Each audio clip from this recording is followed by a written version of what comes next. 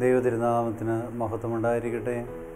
സഭ ഏറ്റവും കൂടുതൽ പ്രതീക്ഷിക്കുന്നത് സഭാമക്കൾ വിശുദ്ധീകരണം നേടുക എന്നുള്ളതാണ്. പ്രത്യേകിച്ച് പാപമോചനം കുമ്പസാരം എന്ന കൂദാശയിലൂടെ സ്വീകരിച്ച് പെസഹായുടെ അനുഭവത്തിലൂടെ മറ്റൊരു ബലിയായി തീരുവാനാണ് സഭ ആഗ്രഹിക്കുന്നത്. മറ്റൊരു ബലി വസ്തുവായി ഈ ഭൂമി തീർത്ഥാടനം ചെയ്യുവാൻ കർത്താവ് ആഗ്രഹിക്കുന്നു. എന്നാൽ സ്നേഹമുള്ളവരെ, പലപ്പോഴും ഒരു പുരോഹിതനെന്ന നിലയിൽ എന്നെ അത്ഭുതപ്പെടുത്താറുള്ള ചില യാഥാർത്ഥ്യങ്ങൾ, കുമ്പസാര സമയങ്ങളിലൊക്കെ ഞാൻ ചോദിക്കുന്നൊരു ചോദ്യമുണ്ട്: എത്രയായി കുമ്പസാരിച്ചിട്ട്? അവരെല്ലാം പറയുന്നൊരു മറുപടി എന്നെ അത്ഭുതപ്പെടുത്തും. ചിലർ പറയും 1 വർഷമായി, ചിലർ കഴിഞ്ഞതിൻ്റെ മുൻവർഷമാണ്. പലപ്പോഴും ഈ കുമ്പസാരം ഇത്രമാത്രം നീട്ടിക്കൊണ്ടു പോകുമ്പോൾ അസ്വസ്ഥതയോ പ്രയാസമുണ്ടോ എന്ന് ചോദിച്ചാൽ പലപ്പോഴും പലർക്കത് മനസ്സിലാകുന്നില്ല.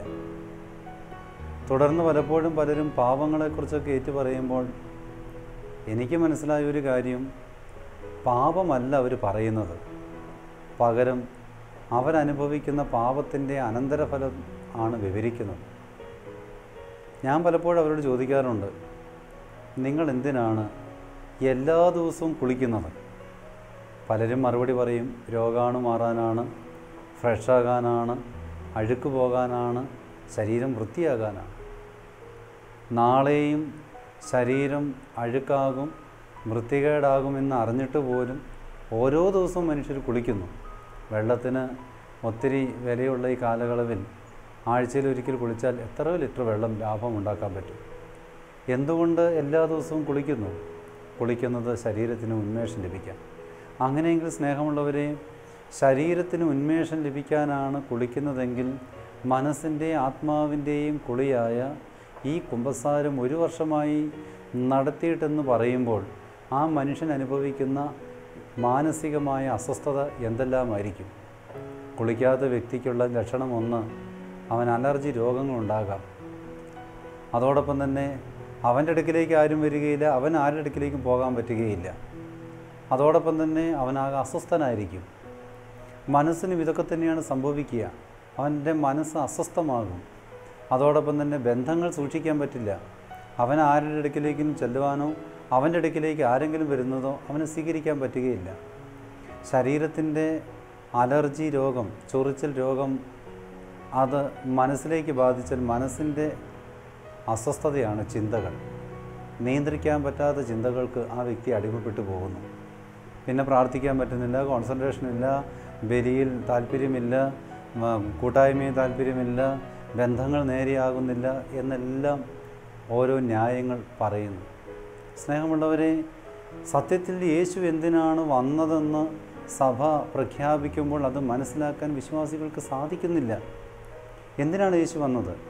അത്ഭുതം പ്രവർത്തിക്കാനോ അടയാളങ്ങൾ പ്രവർത്തിക്കുവാനോ ആണെന്ന് മാത്രം വിശ്വസിക്കുന്നില്ല. യേശു ഭൂമിയിലേക്ക് വന്നത് സകല ജനതയ്ക്കും എല്ലാ മനുഷ്യർക്കും പാപമോചനം കൊടുക്കാനാണ് യേശു വന്നത്. എങ്കിൽ ഞാൻ യേശുവിനെ തേടേണ്ട അടിസ്ഥാനമെന്ന് പറയുന്നത് എനിക്ക് പാപമോചനം ആവശ്യമാണ് എന്ന ബോധ്യവും അതിനു വേണ്ടിയുള്ള തേടലുമായിരിക്കണം.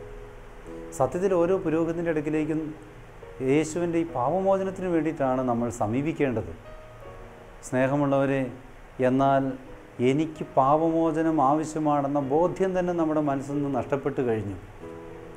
നമുക്കറിയാം, 10 രൂപയുടെ ഒരു ഇൻഷുറൻസ് കിട്ടുമെന്ന് പറഞ്ഞാൽ നമ്മൾ എത്രമാത്രം തത്രപ്പെട്ട് അത് സ്വന്തമാക്കാൻ ശ്രമിക്കും. അതല്ലെങ്കിൽ നഷ്ടപ്പെട്ടു പോയ കൃഷിക്ക് ഒരു സബ്സിഡി കിട്ടാനുണ്ടെന്ന് പറഞ്ഞാൽ നമ്മൾ എന്തെല്ലാം വക്രത്തരങ്ങൾ ഒപ്പിച്ചുകൊണ്ട് ഇല്ലാത്ത കൃഷിഭൂമി, ഇല്ലാത്ത ടാക്സ് റെസിപ്റ്റ്, ഇല്ലാത്ത കാശ് കൊടുത്ത് നമ്മളൊക്കെ ഒത്തിരി പണം സമ്പാദിക്കാനോ സബ്സിഡി നേടാനൊക്കെ പലപ്പോഴൊക്കെ ശ്രമിക്കാറില്ലേ? എങ്കിൽ ദൈവം എനിക്ക് നൽകുന്ന പാപമോചനം എനിക്ക് ഏറ്റവും യോഗ്യനാണ് എന്ന് തിരിച്ചറിയാൻ എന്തുകൊണ്ട് എനിക്ക് സാധിക്കുന്നില്ല? ഇതിന് ഏറ്റവും നല്ല മാതൃകയാണ് ഈ ഉയർപ്പിൻ്റെ ദിവസം നമുക്ക് നൽകുന്ന മറിയം. സത്യത്തിൽ മറിയം എന്തിനാണ് ആ കല്ലറയ്ക്കൽ പോയത്? ബൈബിളിൽ ഒത്തിരി മറിയമുണ്ട്. പാപിനിയായി മറിയത്തെക്കുറിച്ചൊക്കെ പറയുന്നുണ്ട്. ഏതായാലും ഒരു പാപത്തിൻ്റെ പ്രതിനിധിയായി വിശുദ്ധിയിലേക്ക് മാറിയ ഒരു മറിയത്തെ നമുക്കിവിടെ ധ്യാനിച്ചുകൊണ്ട് മറിയത്തെ ഒന്ന് ചിന്തിക്കാം. സത്യത്തിൽ ഇതാ യേശുക്രിസ്തുവിൻ്റെ അടുക്കിലേക്ക് പാപിനിയെ പിടിച്ചുകൊണ്ട് വന്നപ്പോൾ ആ പാപിനിയെ കല്ലെറിയാൻ വേണ്ടി കുറേ ആളുകൾ തയ്യാറായി വന്നിരുന്നു. ആ തയ്യാറായ വ്യക്തികളുടെ കല്ലുകളെ നിഷേധിച്ചത് യേശുവിൻ്റെ വാക്കാണ്, നിങ്ങളിൽ പാപമില്ലാത്തവൻ കല്ലെറിയട്ടെ. സത്യത്തിൽ അവൾക്ക് എറിയാൻ വേണ്ടി വെച്ചിരുന്ന ഈ കല്ലുകൾ അന്നവർ അവിടെ ഇട്ടിട്ട് പോയെങ്കിലും ഇത് തടഞ്ഞവനെ പിന്നീട് സൗകര്യം നോക്കിയിരിക്കുകയായിരുന്നു. അതിൻ്റെ ഒരു പൂർത്തീകരണമാണ് സമയം കിട്ടിയപ്പോൾ ഇവരുടെ കല്ലുകൾ തുപ്പലായും ഇവരുടെ കല്ലുകൾ ചാട്ടയായും ഇവരുടെ കല്ലുകൾ മുള്ളായും ഇവരുടെ കല്ലുകൾ മുൾക്കിരീടമായും അവൻ്റെ മേൽ പതിച്ചത്. അങ്ങനെയെങ്കിൽ യേശു അനുഭവിച്ചത് അനേകരുടെ പാപത്തിൻ്റെ അനന്തരഫലമെന്ന് വിശ്വസിച്ചുകൊണ്ട് പ്രസംഗിക്കുന്ന, വിശ്വസിക്കുന്ന, ജീവിക്കുന്ന നമ്മൾ തിരിച്ചറിയണം. ആ മറിയം സത്യത്തിൽ അതിരാവിലെ അന്വേഷിച്ച് വന്നത് അവൾക്ക് വേണ്ടി ജീവിച്ച, എനിക്ക് കൊള്ളേണ്ട മുള്ളുകൾ, അല്ലെങ്കിൽ എനിക്ക് കൊള്ളേണ്ട അപമാനം, എനിക്ക് കൊള്ളേണ്ട കല്ലുകൾ, ഞാൻ മരിക്കുന്നതിന് പകരം മരിച്ച ഒരുവൻ എനിക്കുണ്ടെന്ന തിരിച്ചറിവാണ് സത്യത്തിൽ അവളെ ആ പ്രഭാതത്തിൽ കല്ലറയിൽ എത്തിച്ചത്. അനേകരുടെ സംരക്ഷണം നിൽക്കുന്ന സ്ഥലത്ത്, പ്രത്യേകമായി ഒരു പ്രൊട്ടക്ഷൻ ഏർപ്പെടുത്തിയിരിക്കുന്ന ഒരു സ്ഥലത്ത് ശിഷ്യന്മാർ ഉറങ്ങുന്നു. ചിലപ്പോൾ ഒരു പക്ഷേ ക്ഷീണം കൊണ്ട്, ചിലപ്പോൾ സങ്കടം കൊണ്ട് മാറിക്കിടക്കുമ്പോഴും ഒരു സ്ത്രീ ഒന്നും നോക്കാതെ അവനെ തേടി വരണമെങ്കിൽ അവനിൽ നിന്ന് അവൾക്ക് എന്തോ കിട്ടിയിട്ടുണ്ട്. ആ കിട്ടിയത് പാപമോചനമാണ്. അപ്പോൾ പാപമോചനം ലഭിച്ചവന് മാത്രമേ ക്രിസ്തുവിനെ എവിടെയാണെങ്കിലും തേടി ചെല്ലാൻ പറ്റുകയുള്ളൂ, ക്രിസ്തുവിനെ സ്നേഹിക്കാൻ പറ്റുകയുള്ളൂ. മറ്റെന്ത് കിട്ടിയാലും അത് വേറൊരു സ്ഥലത്ത് നിന്ന് കിട്ടുമ്പോൾ ആ വ്യക്തിയൊക്കെ അവിടെ നിന്നേക്ക് വിട്ടു തന്നെ പോയിക്കൊണ്ടിരിക്കും. ഇന്നീ കാലഘട്ടത്തിൽ സഭയിൽ നിന്നൊക്കെ പലരും വിട്ടുപോകാനുള്ള കാരണം അത്ഭുതമുണ്ട്, അടയാളമുണ്ട്, അതുണ്ട്, ഇതുണ്ട് എന്നൊക്കെ പറഞ്ഞ് പോയിക്കൊണ്ടിരിക്കുകയാണ്. തിരിച്ചറിയുക, ഇത് ആർക്കും ഓഫർ ചെയ്യാൻ പറ്റും. ഓഫർ ചെയ്യാൻ പറ്റാത്ത ഒന്ന് മാത്രമേ ഉള്ളൂ, പാപമോചനം. ആ പാപമോചനം ലഭിച്ചവൻ്റെ ആനന്ദമാണ് സത്യത്തിൽ ഇതാ ഈ മറിയം അവനെ തേടി അവിടെ എത്തിയത്. ഇനി നമ്മളൊന്ന് ധ്യാനിക്കേണ്ട ഒരു നല്ല ഭാഗം അവിടെയുണ്ട്. പാപമോചനം സ്വീകരിച്ചവൻ പാപമോചനത്തിൻ്റെ നന്ദി പറഞ്ഞുകൊണ്ട് ഒരു പാപി എന്ന നിലയിൽ ക്രിസ്തുവിനെ തേടി ചെല്ലുമ്പോൾ ഒരു പാപിയോട് ക്രിസ്തു എടുക്കുന്ന നിലപാടാണ് ഈസ്റ്ററിൻ്റെ സന്ദേശം, മഹത്വം എന്ന് പറയുന്നത്. യേശു തന്നെ മറിയത്തിന് വെളിപ്പെടുത്തി കൊടുക്കുന്നുണ്ട്. അവൾ കരഞ്ഞുകൊണ്ട് അവിടെ ഇങ്ങനെ അസ്വസ്ഥപ്പെട്ടിരിക്കുമ്പോൾ തോട്ടക്കാരൻ എന്ന നിലയിൽ ആ വ്യക്തിയോട് ചോദിക്കുകയാണ്, എൻ്റെ നാഥനെ കണ്ടോ, എനിക്കൊന്ന് കാണിച്ചു തരാമോ, ഞാൻ കൊണ്ടുപോയിക്കോളാം. അത്രമാത്രം സ്നേഹമുണ്ട് അവൾക്ക് അവനോട്. അപ്പോൾ അവൻ വിളിച്ചു, മറിയം. റബോനി എന്ന ഒരു അർത്ഥത്തിൽ ആ തിരിച്ചറിവ് ശക്തിപ്പെട്ട് കഴിഞ്ഞപ്പോൾ, യേശുവാണെന്ന് തിരിച്ചറിഞ്ഞു കഴിഞ്ഞപ്പോൾ യേശു തന്നെ മറിയത്തോട് പറയുന്നുണ്ട്, മറിയം എന്നെ തുടരുത്, എന്നെ തടഞ്ഞു നിർത്തരുത്, ഞാൻ എൻ്റെ പിതാവിൻ്റെ അടുക്കൽ പോയിട്ടില്ല.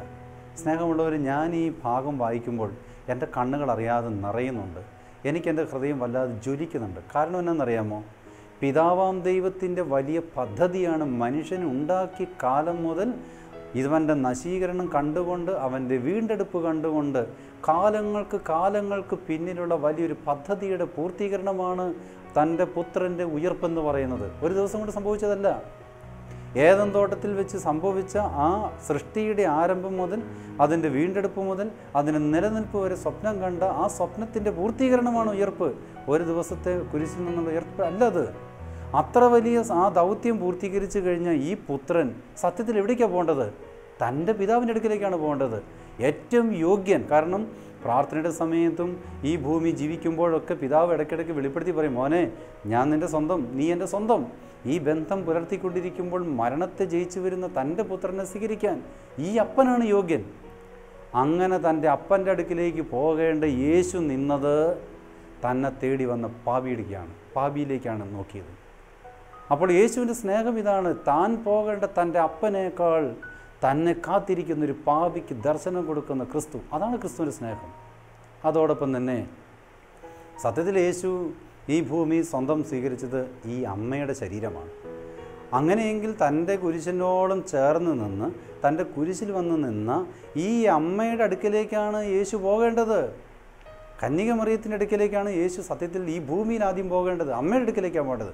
നമ്മളൊക്കെ അങ്ങനെയാണല്ലോ. നമുക്കൊരു റിവാർഡ് കിട്ടിക്കഴിഞ്ഞാൽ ആദ്യം വിളിച്ച് പറയും, ശമ്പളം കിട്ടിക്കഴിഞ്ഞാൽ അല്ലെങ്കിൽ ഒരു കുഞ്ഞുണ്ടാകാൻ വേണ്ടി പോകുമ്പോൾ, അമ്മേ വിശേഷമുണ്ട്, എനിക്ക് സമ്മാനമുണ്ട് എന്ന് പറയുന്ന അമ്മമാരെ പ്രോത്സാഹിപ്പിക്കുകയും അഭിനന്ദനത്തോടെ അല്ലെങ്കിൽ ആ ഒരു വാക്കിന് വേണ്ടി ആഗ്രഹിച്ചും ചെല്ലുമെങ്കിൽ ഈ ഭൂമിയിൽ ദൗത്യം പൂർത്തീകരിച്ച് യേശു ആദ്യം പോകേണ്ടത് കന്യകമറിയമിൻ്റെ അടുക്കിലേക്കാണ്. അങ്ങോട്ട് പോകാതെ ഈ മറിയത്തിന് ദർശനം നൽകാൻ കാരണം തന്നെ തേടി വരുന്ന പാപിക്ക് തൻ്റെ അമ്മയേക്കാൾ ദർശനം കൊടുക്കുന്ന ക്രിസ്തു, തൻ്റെ അപ്പനേക്കാൾ ദർശനം കൊടുക്കുന്ന ക്രിസ്തു. ഇനി നമുക്ക് ധ്യാനിക്കാൻ പറ്റും ഈ സഭയുടെ ഉത്തരവാദിത്വം ഏൽപ്പിച്ചിരിക്കുന്ന പത്രോസിനെയും യോഹന്നാനെയും ഒക്കെയാണ്. അപ്പോസ്തലന്മാരുടെ അടുക്കലേക്ക് വേണമെങ്കിൽ യേശുവിനെ എന്നിട്ട് പറയാം, ദേ അപ്പോസ്തലന്മാരെ, ഞാൻ ഇതാ മരിച്ചു ഉയർത്തെഴുന്നേറ്റിരിക്കുന്നു, ഇനി ഞാൻ നിങ്ങളെ ഏൽപ്പിക്കുന്ന ഈ സഭയിൽ യാതൊരു കുഴപ്പമില്ലാതെ നിങ്ങൾക്ക് ധൈര്യമായിട്ട് മുന്നോട്ട് പോകാം, മരണത്തെ കീഴടക്കിയിരിക്കുന്നു എന്ന് പ്രഖ്യാപിച്ച് അവരെ ശക്തിപ്പെടുത്താൻ പോകാമായിരുന്ന കർത്താവ് ആ കല്ലറയിൽ കാത്തിരുന്നത് തന്നെ തേടി വന്ന മറിയത്തിൻ്റെ അടുക്കിലേക്കാണ് ഈ വെളിപാട് നൽകിയത്. എങ്കിൽ സ്നേഹമുള്ളവരെ, നമ്മളൊക്കെ തിരിച്ചറിയണം, നമുക്ക് വേണ്ടി ഇന്നും ഈ സഭയിലൊരു കുമ്പസാരത്തിൽ ഒരു വൈദികൻ്റെ പിന്നാലെ കാത്തിരിക്കുന്ന ഈ ക്രിസ്തു നിനക്കിന്ന് പിതാവിൻ്റെ അടുക്കൽ പോകാതെ ദർശനം തരാൻ, വെളിപാട് നൽകാൻ അവൻ കാത്തിരിപ്പുണ്ട്. തൻ്റെ അമ്മയുടെ അടുക്കൽ പോകാതെ നിനക്ക് വേണ്ടി ദർശനവും വെളിപാടുകളും ബോധ്യങ്ങളും നൽകാൻ കാത്തിരിപ്പുണ്ട്. അപ്പോസ്തലന്മാരുടെ അടുക്കൽ പോകാതെ നിനക്ക് വേണ്ടി കാത്തിരിക്കുന്ന ഒരു ക്രിസ്തുവുണ്ട്. നീ പോകുന്നുണ്ടോ? നീ ഇന്ന് ക്രിസ്തുവിൻ്റെ പാപമോചനത്തിന് ഒരു വിലയും കൽപ്പിക്കാതെ അതിനെ തുച്ഛീകരിച്ചുകൊണ്ട് അതിനെ നിസാരവൽക്കരിച്ചുകൊണ്ട് നീ മുന്നോട്ട് പോകുന്നു. അതുകൊണ്ട് എന്ത് സംഭവിക്കുന്നു? നിനക്ക് വെളിപാടില്ല, വചനം വായിക്കുമ്പോൾ മനസ്സിലാകുന്നില്ല, കൂദാശകളുടെ അർത്ഥം മനസ്സിലാകുന്നില്ല, നിനക്കിതെല്ലാം ബോറാണ്, നിനക്കിതെല്ലാം ഒരു പഴഞ്ചനായിട്ട് തോന്നുന്നു, നിനക്കിതൊരു അനുഭവമായി തോന്നുന്നില്ല. കാര്യം എന്നറിയാമോ? പാപമോചനം നിനക്ക് വേണമെന്ന് നിനക്ക് തോന്നുന്നില്ല. അതാണ് അതിൻ്റെ അടിസ്ഥാന കാരണം. ആ മറിയത്തിന് അവന് വേണമായിരുന്നു, യേശുവിന് വേണമായിരുന്നു. ആ യേശുവിനെ തേടിയുള്ള യാത്രയിൽ, തനിക്ക് വേണ്ടി മരിച്ച ക്രിസ്തുവിനെ യാത്രയിൽ അവൾ ചെന്നെത്തിയപ്പോൾ പിതാവിന് കൊടുക്കേണ്ട, ഇതാ ലോകത്തിന് ആർക്കും കൊടുക്കുന്നതിന് മുമ്പ് വെളിപാടുകളും ദർശനങ്ങളും കൊടുത്ത ക്രിസ്തുവിൻ്റെ സ്നേഹം മാത്രമാണ് സഹോദരങ്ങളെ കാണാനുള്ളത്. ക്രിസ്തുവിൻ്റെ കല്ലറയിൽ കരഞ്ഞു നിന്ന മറിയം നമ്മളെ ഇത്തരത്തിലുള്ളൊരു സന്ദേശത്തിലേക്ക് എത്തിക്കട്ടെ. അതോടൊപ്പം തന്നെ മറ്റൊരു മറിയം കൂടി കരയുന്നുണ്ട്. സുറിയാനി സഭയുടെ ദുഃഖവെള്ളിയാഴ്ച ശുശ്രൂഷയിൽ ദുഃഖം വായനയുമായി ബന്ധപ്പെട്ട് ഒരു പ്രദക്ഷിണം നടത്തുന്നുണ്ട്. എല്ലാ പ്രദക്ഷിണങ്ങൾക്കും വിപരീതമായിട്ടാണ് സഭയിൽ അന്ന് ഈ ദുഃഖവെള്ളിയാഴ്ച ശുശ്രൂഷ നടത്തുന്നത്. പ്രത്യേകമായ ആഘോഷങ്ങളൊന്നുമില്ലാതെ പറ്റുമെങ്കിൽ കറുത്ത കാപ്പ ധരിച്ചുകൊണ്ട് ദേവാലയത്തിൻ്റെ വടക്ക് വശത്തോട് ഇറങ്ങേണ്ട പ്രദക്ഷിണം തെക്ക് വശത്തോട് ഇറങ്ങി അത് പതിവിന് വിപരീതമായിട്ടുള്ള രീതിയിലാണ് അതിൻ്റെ പ്രദക്ഷിണം. ആ പ്രദക്ഷിണത്തിൽ മനോഹരമായ ഒരു വാക്ക് പുരോഹിതൻ ഏറ്റവും അർത്ഥത്തോടെ അനുകമ്പയോടെ പറയുന്നുണ്ട്. അത് മറിയത്തിൻ്റെ വാക്കാണ്. ആ പ്രാർത്ഥന ഇങ്ങനെയാണ്. മറിയം മാടപ്രാവ് കുറുകുന്നത് പോലെ കുറുകിക്കൊണ്ട് ചോദിച്ചു, എൻ്റെ മോനെ, നീ എന്തിനാടാ നിന്നെ തന്നെ ഏൽപ്പിച്ചു കൊടുത്തത്? നീ നിന്നെ ഏൽപ്പിച്ചു കൊടുത്തില്ലെങ്കിൽ ഇവർക്ക് നിൻ്റെ മേൽ തൊടാൻ യാതൊന്നിനും സാധിക്കില്ല. നീ ദൈവത്തിൻ്റെ പുത്രനാണ്, ഇവർ വെറും മനുഷ്യർ. നീ എന്തിനാടാ മോനെ നിന്നെ തന്നെ ഇവർക്ക് ഏൽപ്പിച്ചു കൊടുത്തത്? എനിക്ക് എന്ത് കഷ്ടമാടാ, ഇത്രയും കാലം ഞാൻ നിന്നെ പോറ്റി വളർത്തിയിട്ട് മോനെ ഞാൻ ജീവിച്ചിരിക്കെ നിൻ്റെ ഈ മരണം കാണാനാണോടാ നിന്നെ ഏൽപ്പിച്ചു കൊടുത്തത്? പിതാവിൻ്റെ പുത്രനല്ലേ നീ? പിതാവിൻ്റെ സ്വന്തമല്ലേ? പിതാവിൻ്റെ ജീവനല്ലേ? ആ പിതാവിൻ്റെ ദൈവം തന്നെയായ നീ എന്തിനാണ് മോനെ ഈ പീഡാനുഭവത്തിന് നിന്നെ തന്നെ വിട്ടുകൊടുക്കുന്നത്? സ്നേഹമുള്ളവരെ, യേശുവിൻ്റെ സ്നേഹം ധ്യാനിച്ചുകൊണ്ട് ആ പ്രദക്ഷിണം നടത്തുമ്പോൾ നമ്മുടെ എല്ലാം കണ്ണുനീരുകൾ, നമ്മുടെ എല്ലാം കണ്ണുകൾ നിറയും, ഹൃദയമൊക്കെ ജ്വലിക്കും. സത്യത്തിൽ ഒരു ദുഃഖവെള്ളിയാഴ്ച കൊണ്ട് മാത്രം തീരുന്നതാണോ ആ മറിയത്തിൻ്റെ കണ്ണുനീര്?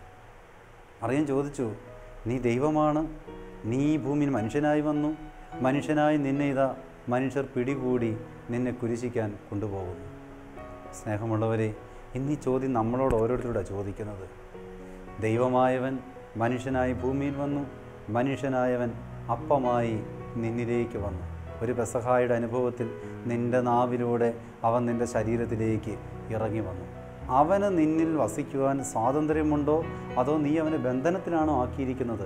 പീലാത്തോസിനെ പോലെയും പുരോഹിതന്മാരെ പോലെയും അവന് പുറത്തു കിടക്കാൻ പറ്റാത്തവണ്ണം നീ അവനെ കെട്ടിപ്പൂട്ടി വെച്ചോ, അതോ അവന് പ്രവർത്തിക്കുവാൻ സ്വാതന്ത്ര്യം കൊടുത്തുകൊണ്ട് നിൻ്റെ ജീവിതം നീ വിട്ടുകൊടുത്തോ? നീ തിരിച്ചറിയണം, ഒരു പെസഹായിൽ നീ വിശുദ്ധ കുർബാന സ്വീകരിച്ച് ആ കുർബാന സ്വീകരിച്ച് പുറത്തിറങ്ങുന്ന നീ ഈസ്റ്ററിൻ്റെ പിറ്റേ ദിവസം കള്ളുകുടിച്ച് നിൻ്റെ വയറ്റിലേക്ക് ഒഴിക്കുമ്പോൾ തിരിച്ചറിയുക, ഇതാ കുരിശിക്കപ്പെട്ടവനായവൻ, അപ്പമായവൻ നിൻ്റെ ഹൃദയത്തിലേക്ക്, നിൻ്റെ ശരീരത്തിലേക്ക് വിശ്വാസമായി വന്നവൻ്റെ തലയിലേക്കാണ് നീ കള്ളുകുപ്പി കമത്തുന്നത് തിരിച്ചറിയണം. യഹൂദനെക്കുറിച്ച് പാടുമ്പോൾ ദുഃഖവെള്ളിയാഴ്ച പാടുന്നുണ്ട്, യഹൂദ നിനക്ക് ശാപം, നിൻ്റെ പൗരോഹിത്യം ശപിക്കപ്പെട്ടത്, കാരണം നീ ദൈവത്തെയാണ് കുരിശിൽ തൂക്കിയത്. എങ്കിൽ ഇന്നത്തെ ക്രിസ്ത്യാനി വിശുദ്ധ കുർബാനയായി വന്നവനെ സ്വീകരിച്ച് അവൻ്റെ മുകളിലേക്ക്, അവൻ്റെ ശരീരത്തിലേക്ക് അപമാനമേൽപ്പിക്കുമ്പോൾ, മുറിവേൽപ്പിക്കുമ്പോൾ യഹൂദനേക്കാളും മാരകമായ പാപമാണ് ക്രിസ്ത്യാനി ഇന്ന് ചെയ്തുകൊണ്ടിരിക്കുന്ന സത്യം തിരിച്ചറിയണം. വിശുദ്ധ കുർബാന സ്വീകരിച്ച് പരദോഷം പറയുകയും ഏഷണ പറയുകയും കുറ്റപ്പെടുത്തുകയും ദൈവത്തിൻ്റെ തിരുവചനത്തെയും കൂദാശകളെയും കൂട്ടായ്മകളെയൊക്കെ നീ അപമാനിക്കുകയും ചെയ്യുമ്പോൾ ഈ മറിയം ഇന്നും കരഞ്ഞുകൊണ്ട് പുത്രനോടൊരു ചോദ്യം ചോദിക്കും, എൻ്റെ മോനെ, എന്തിനാടാ നീ ഇന്ന് വിശുദ്ധ കുർബാനയായി ഇവൻ്റെ നാവിലേക്ക് പോയിരുന്നത്? നീ എന്തിനാ മോനെ തിരുവചനമായി ഇവൻ്റെ കയ്യിലേക്ക് പോയിരുന്നത്? എന്തിനാ മോനെ നീ ആരാധനയായി ഇവൻ്റെ കൂട്ടായ്മയിലേക്ക് നീ പോയത്? ആ വേദന, മറിയത്തിൻ്റെ വേദന, ഇന്ന് ആ കണ്ണുനീര് തുടച്ചു കൊടുക്കേണ്ടത് നമ്മളാണ്. എങ്ങനെയാണെന്നറിയാമോ? ഇതാ മറിയം ആ യാത്രയിൽ ആ കുരിശിൻ്റെ കൂടെ ചെന്നുകെട്ട് ആശ്വാസത്തിന് വേണ്ടി നോക്കിയതുപോലെ നമ്മുടെ കയ്യിൽ കിട്ടിയിരിക്കുന്ന തിരുവചനം ഏറ്റവും ഭംഗിയായി ആദരിച്ച് അതനുസരിച്ച് ജീവിക്കുമ്പോൾ നമുക്ക് കിട്ടിയിരിക്കുന്ന കൂദാശകളെ അതേറ്റവും ഭംഗിയായി മറിയത്തിൻ്റെ കയ്യിൽ കിട്ടിയ ക്രിസ്തുവിനെ മറിയം താലോലിച്ച് വളർത്തിയതുപോലെ തന്നെ എനിക്ക് കിട്ടിയ കൂദാശയും എനിക്ക് കിട്ടിയ വചനങ്ങളും ഞാൻ കാത്തുപാലിക്കുമ്പോൾ സ്വർഗം സന്തോഷിക്കും. അതാണ് സത്യത്തിൽ ഉയർപ്പെന്ന് പറയുന്നത്. ആ സന്തോഷമാണ് ലോകത്തിന് നമുക്ക് കൊടുക്കാൻ പറ്റുന്നത്. മറിയം സ്വീകരിച്ച ക്രിസ്തുവിനെ ലോകത്തിന് വെളിപ്പെടുത്തിയതുപോലെ നമുക്കും ഈ ദിവസങ്ങളിൽ ക്രിസ്തുവിനെ വെളിപ്പെടുത്തി കൊടുക്കാൻ സാധിക്കട്ടെ. തീർച്ചയായിട്ടും മഗ്ദലന മറിയം പാപിയായിരുന്നെങ്കിലും ക്രിസ്തുവിനെ തേടിയപ്പോൾ സ്വർഗരഹസ്യങ്ങൾ വെളിപ്പെടുത്തി കൊടുത്തു. അതുവഴി ഇതാ സ്വർഗത്തിലും ഭൂമിയിലും സമാധാനം ലഭിക്കാൻ ഇടയായി. ഇതാ കന്യക മറിയം അവൾക്ക് കിട്ടിയ ക്രിസ്തുവിനെ ലോകത്തിന് കൊടുത്തു. ഇതാ അതുവഴി സ്വർഗവും ഭൂമിയും സന്തോഷിക്കാനിടയായി. നമ്മൾ സ്വീകരിച്ചിരിക്കുന്ന കൂദാശകൾ വഴി ക്രിസ്തു മഹത്വപ്പെടുവാൻ ഇടയാകട്ടെ. അതിന് ശുശ്രൂഷകളെല്ലാം വഴിയാകട്ടെ എന്ന് ഓർപ്പിക്കുന്നു. ഒരു നിമിഷം കണ്ണുകളടച്ച് ദൈവസന്നിധിയിൽ നമ്മെ തന്നെ സമർപ്പിച്ചുകൊണ്ട് പ്രാർത്ഥിക്കാം. കാരുണ്യവാനായ കർത്താവേ, നിന്നെ ഞാൻ തേടി വരുന്നത് ഏതെങ്കിലും ഭൗതികമായൊരു നേട്ടങ്ങൾക്ക് വേണ്ടിയല്ല, ഈ ലോകത്ത് നശിച്ചു പോകുന്ന ഒരു അത്ഭുതത്തിന് വേണ്ടിയിട്ടല്ല. പകരം നിൻ്റെ പാപമോചനം സ്വന്തമാക്കുവാൻ പാപിനിയായ മഗ്ദലന മറിയത്തെ പോലെ കർത്താവെ എന്നെയും നീ യോഗ്യനാക്കണമെന്ന് പ്രാർത്ഥിക്കുന്നു. എൻ്റെ എല്ലാ പാവങ്ങളും വിശ്വസ്തയോടെ ഏറ്റുപറഞ്ഞ് നല്ലൊരു കുമ്പസാരത്തിലൂടെ നിന്നെ സ്വീകരിക്കുവാനും ഒരു പാപി എന്ന നിലയിൽ സ്വർഗത്തിൻ്റെ ഏറ്റവും വലിയ മഹത്വം വെളിപ്പെടുവാൻ പാപമോചനത്തിൻ്റെ അനുഭവത്തിലേക്ക് എന്നെ നയിക്കണമെന്ന് പ്രാർത്ഥിക്കുന്നു. അതോടൊപ്പം എന്നെ ഏൽപ്പിച്ചിരിക്കുന്ന കൂദാശകളും വചനങ്ങളും കൂട്ടായ്മകളും അതിൽ ഞാൻ കാണിക്കുന്ന അവിശ്വസ്തത, ഞാൻ കാണിക്കുന്ന അപജയങ്ങളെല്ലാം അത് ഏൽപ്പിച്ചവർക്ക് വേദനയുണ്ടാകുമെന്ന് ഞാൻ മനസ്സിലാക്കുന്നു. പുത്രൻ്റെ യേശുവിൻ്റെ ഓരോ വേദനയും ഓരോ വീഴ്ചകളും മറ്റുള്ളവരുടെ ഉപദ്രവവും അമ്മ മറിയത്തിന് ഹൃദയത്തിലുണ്ടായ വേദന ഇന്നും ഇപ്പോഴും ഈ സഭയിലൂടെയോ കുടുംബത്തിലൂടെയോ വ്യക്തിജീവിതത്തിലൂടെയോ യേശുവിനോ യേശുവിൻ്റെ വചനത്തിനോ യേശുവിൻ്റെ സ്വപ്നങ്ങൾക്കോ എതിരായി തീരുമ്പോൾ അമ്മ മറിയം വേദനിക്കുന്നുണ്ട്. ഈ സത്യം ഉൾക്കൊണ്ടുകൊണ്ട് സ്വർഗത്തിന് വേദനയുണ്ടാകാതെ സ്വർഗം സന്തോഷിക്കുന്ന ഒരു ജീവിതം നയിക്കുവാൻ ഞങ്ങളെ സഹായിക്കണമെന്ന് പ്രാർത്ഥിക്കുന്നു. പിതാവിൻ്റെയും പുത്രൻ്റെയും പരിശുദ്ധ റൂഹായുടെയും നാമത്തിൽ തന്നെ ആമേൻ.